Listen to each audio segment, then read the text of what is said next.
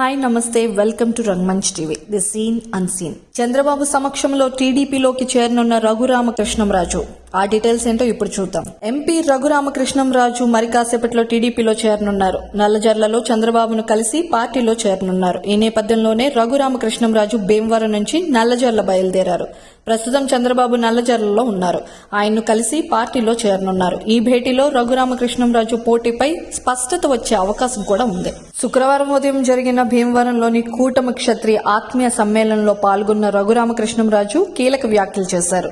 కూటమి నెగ్గాలనుకున్నానని, చంద్రబాబు ముఖ్యమంత్రి కావాలని కోరుకుంటున్నానని చెప్పారు. తన చేత మాట్లాడించుకున్నన్ని రోజులు మాట్లాడించుకుని ఇప్పుడు సీటు లేదు పొమ్మంటున్నారని ఆయన కూటమి పార్టీలపై పరోక్షంగా మండిపడ్డారు. తనకు చంద్రబాబు న్యాయం చేస్తారన్న నమ్మకం ఉందని, ఒకవేళ టికెట్ లభిస్తే తనను భారీ మెజారిటీతో గెలిపించాలని కోరారు. ఇదిలా ఉంటే మరోపక్క వైసీపీ ఎమ్మెల్సీ జంగా కృష్ణమూర్తి టీడీపీలో చేరనున్నారు.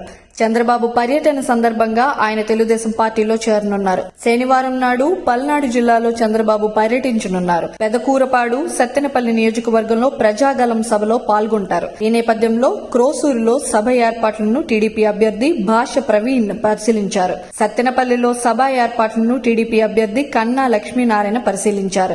సత్తెనపల్లి సభలోనే ఎమ్మెల్సీ జంగా కృష్ణమూర్తి టీడీపీలో చేరనున్నారు. సో చూసారుగా, ఇవి ఇప్పటి వరకు ఉన్న అప్డేట్స్. మరిన్ని అప్డేట్స్ కోసం కీప్ వాచింగ్ రంగమంచ్ టీవీ.